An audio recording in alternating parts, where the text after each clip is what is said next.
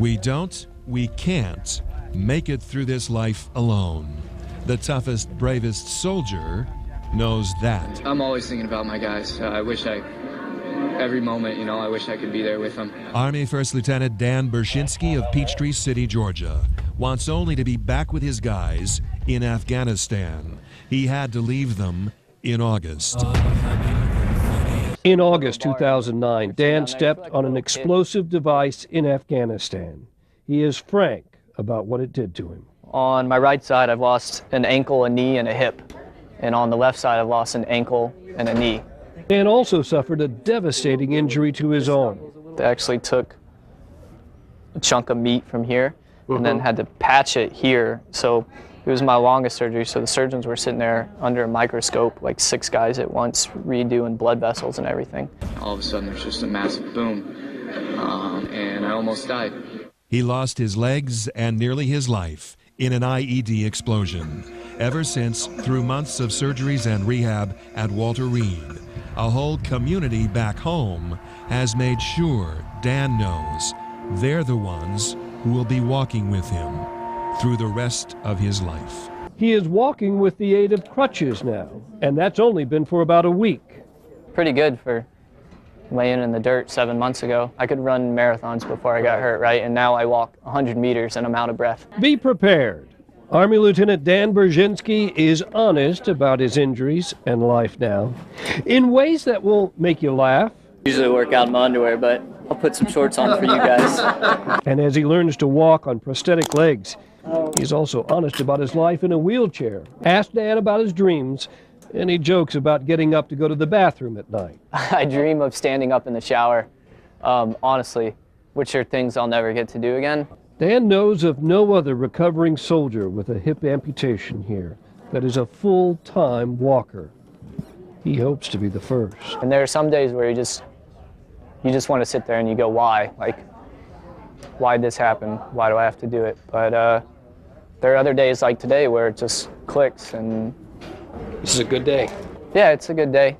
I just tell myself that I'm not a quitter. I've never quitted anything else before. A community making sure Army First Lieutenant Dan Berschinski knows he was never alone and never will be. They're American soldiers. I just wish that we could do it for everybody.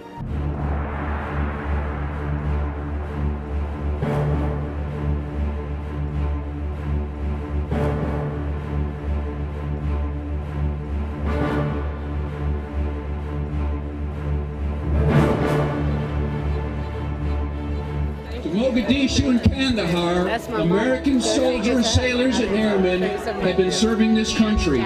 We here today can debate the rightness of that war, the fallacy of those wars, if you will, but the American soldier doesn't get to make those choices. He serves our country. I can't speak for all of the armed services, but I do work with the Army, and I can tell you for a fact that since September 1st, 2001, over 1.5 million American soldiers have deployed overseas in defense of our country.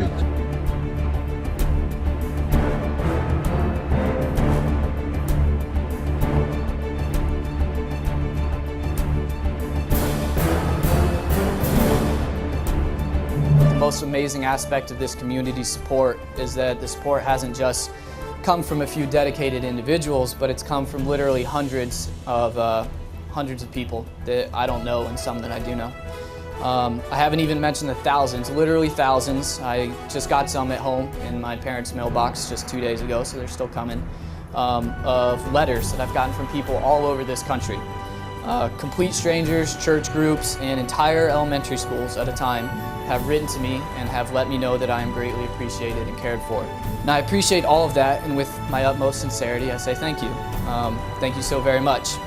But this isn't just about me, and it's not just about me having a chance to say thanks. My family and friends who know me best will tell you that I never really enjoy being the center of attention, and it's true, I really don't. So this moment, this whole weekend is a bit much for me to handle, but this weekend isn't just about me. It's actually about the men and women that I have reluctantly come to symbolize.